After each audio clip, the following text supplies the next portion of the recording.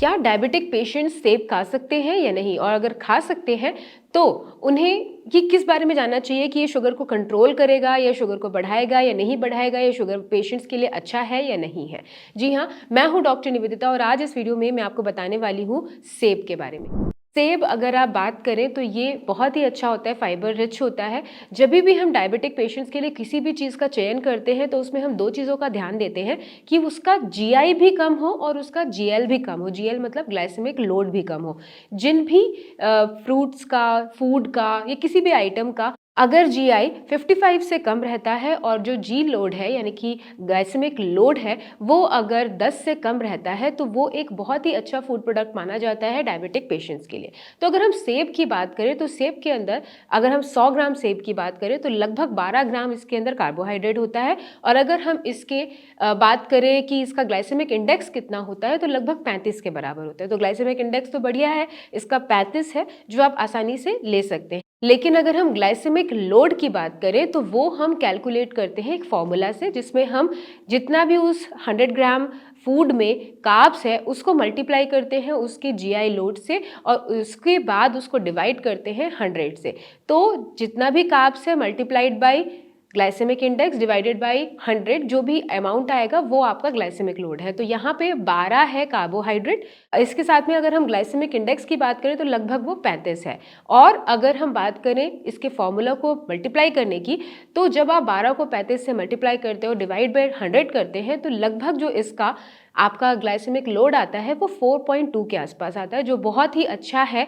अगर आप चेक करें ग्लाइसेमिक लोड के रेंज में तो 10 से नीचे होना चाहिए और सेब का जो ग्लाइसेमिक लोड आ रहा है वो लगभग 4.2 आ रहा है, जो बहुत ही अच्छा है अगर आप डायबिटिक पेशेंट हैं तो इसीलिए डायबिटिक पेशेंट्स को आंख बंद करके ये कहा जाता है आप एप्पल ले सकते हैं। इनफैक्ट 100 ग्राम ही नहीं, आप चाहें तो 200 ग्राम्स 250 ग्राम्स 1 से 2 सेब आप आराम से दिन में ले सकते हैं। तो ये आपके शुगर को बढ़ाएगा नहीं, इसके अंदर फाइबर होता है, आपके डाइजेशन के लिए अच्छा होता है, ईजिली आपकी बॉडी में जाकर डाइजेस्ट हो पाता है।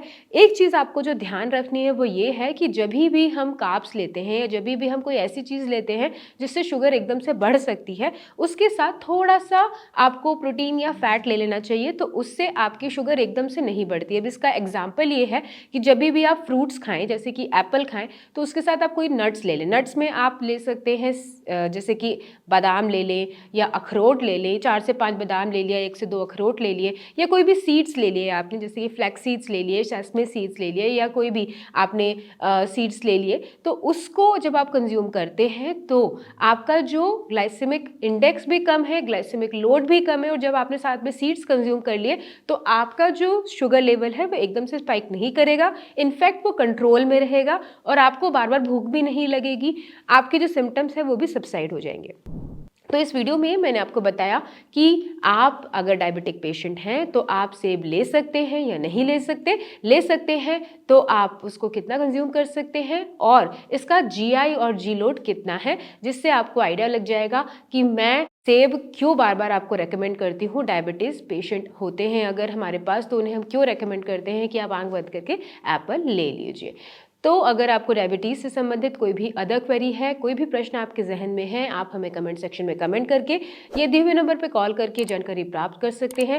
मैं और मेरी टीम पूरी तरीके से कोशिश करेगी आपकी हेल्प करने की। नमस्कार।